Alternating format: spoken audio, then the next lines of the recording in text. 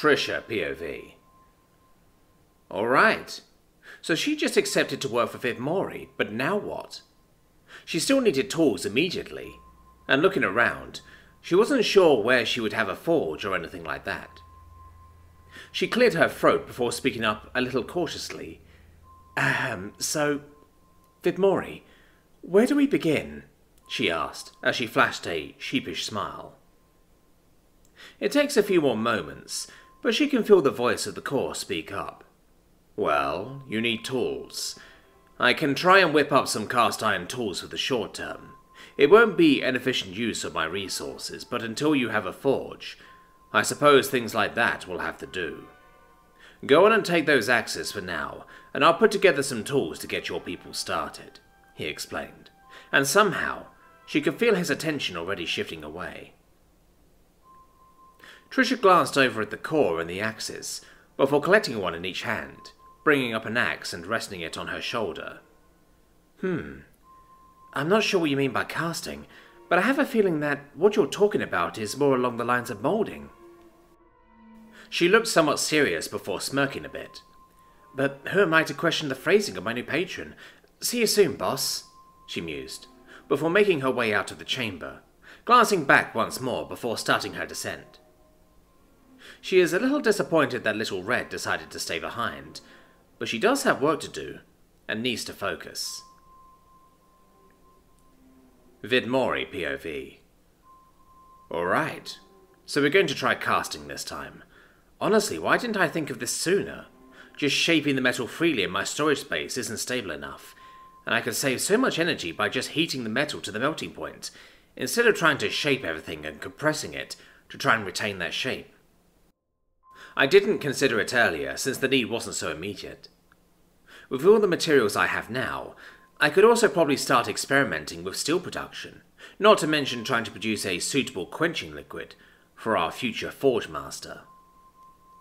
Though before I could really let the ball get going on my plans and ideas, I sensed two different sets of eyes burning holes into my core as I focus back on the here and now. The first thing I see is the red-furred cub, sitting at the base of my steps, his fluffy head brimming with new experiences and ideas. The other set of eyes is Dread. At some point, he approaches the entrance to my chamber and is currently kneeling, waiting for my attention. I look between them, curiously, before addressing the cub. Give me a moment, little guy. Let me speak to Dread, and you'll have all my attention. The red cub's ears droop a little, but he meows with confirmation as he walks forward and lounges on the first step, while looking at Dread as he waits. Rise, Dread. What's on your mind? With that, Dread rose to his feet and approached, a small smile on his face as he pressed a fist to his chest in salute, lowering his head respectfully before standing tall. Creator Vidmori, as per your wisdom, we 8 knights have trained ourselves and each other. We have all ignited our mana hearts, and we're desperate to test our mettle against the threat below your territory, he explained, though his eyes glinted with enthusiasm, despite his calm expression. That was surprising to hear, for sure. Wait, every last one of you? So soon? I was under the impression that it took a considerable amount of mana for something like that. Dread merely shrugged as he got down to his knees in a relatively relaxed kneeling position. Sloth and Envy have considered that it is most likely due to your influence, Creator. My influence? But I hadn't given you any more mana outside of when I initially created you all, I countered, not exactly sure what he was getting at. Dread tilted his head from side to side, as he mulled over his thoughts for a moment before speaking up. Again, these are just the suggestions of Envy and Sloth.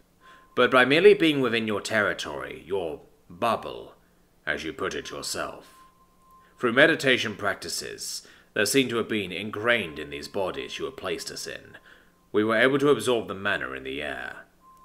The concentration of said mana must have been rather weak where they did this practice, because it was rather effective at absorbing every speck of mana around us, he explained dutifully, not entirely understanding things himself.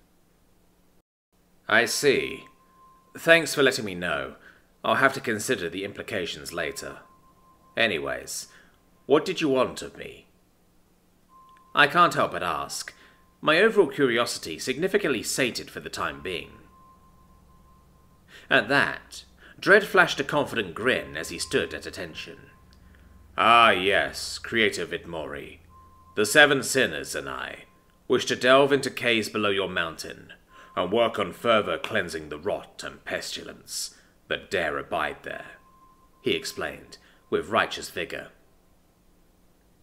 I couldn't help but feel at least a little skeptical. Only fools rush headlong into battle for anything beyond the defense of themselves or the others in your care. But then again, Dredd isn't an overly cautious survivalist in a dead world. His type would probably be common in a world like this, with all this heavy, old-fashioned weaponry and magic. Very well, you have my permission. However, you must bring along Frisbee, and I imagine she would be much more knowledgeable about that place than any of us. Dredd looked rather thoughtful for a moment before lowering his head. As you wish, Creator Vidmori. We shall bring your glory. With that, he stands and turns to leave, ducking past the entryway and into the sunlight. With Dredd off, I turn to check in on the red cub, who's been patiently waiting for me. All right, little buddy. You've got lots to share now, don't you? Go on. Think about what you've experienced.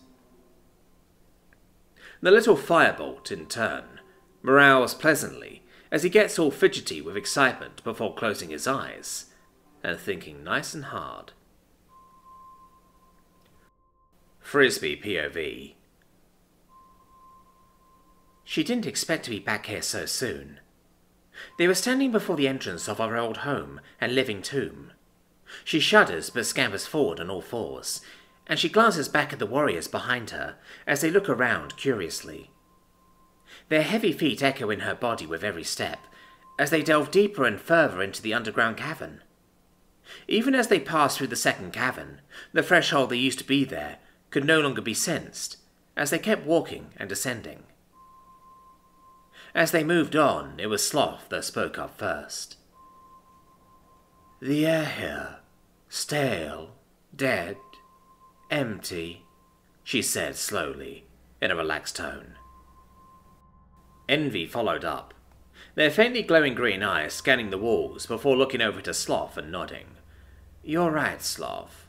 Whatever manner of being that once claimed this place as their own has drained every speck of mana in this place. The Creator is going to have their work cut out in restoring this place. There are murmurs and grunts of agreement as they pass ancient and ruined traps and chambers. Though Frisbee came to a stop, her front paw outstretched before she brought it back to her chest and sat back on her hind legs.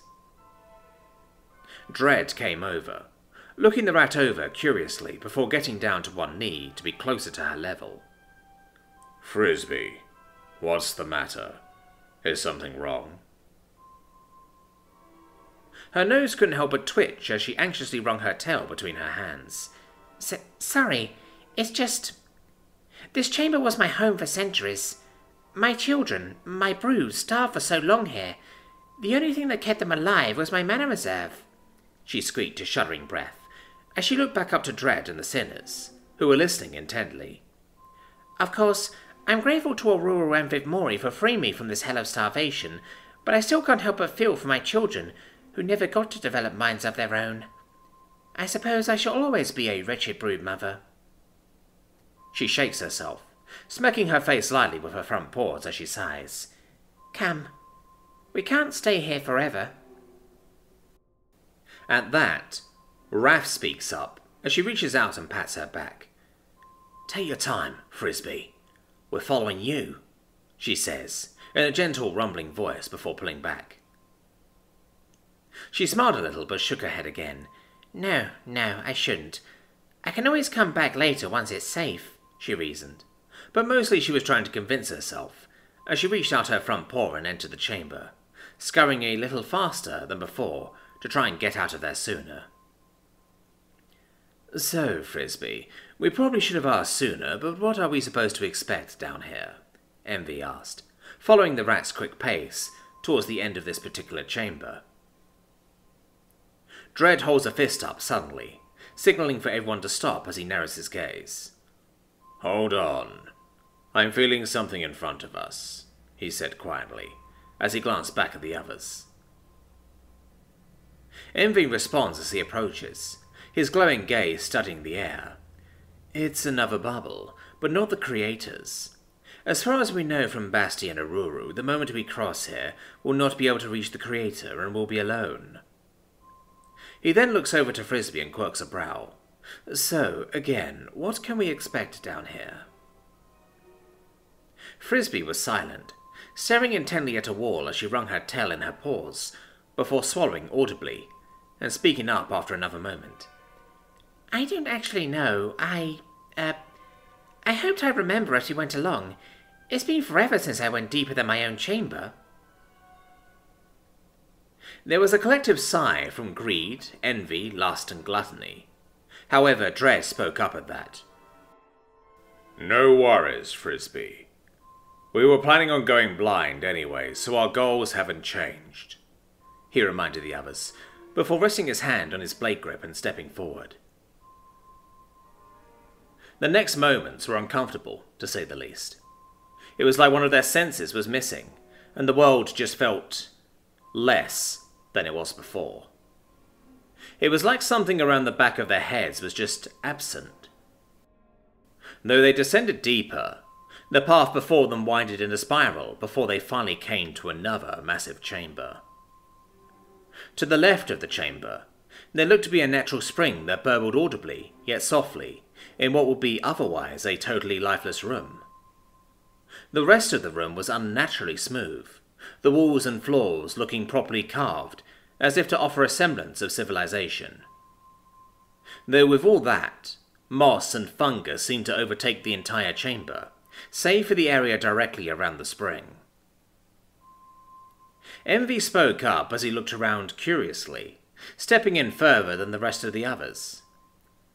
"Strange.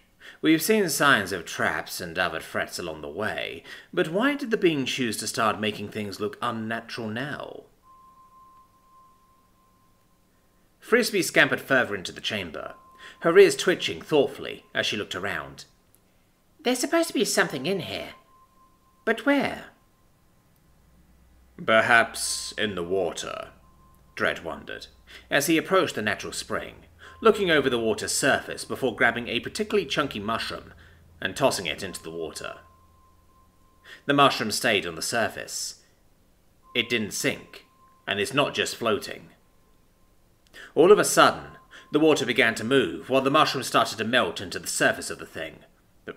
"Everyone, get away from the water,"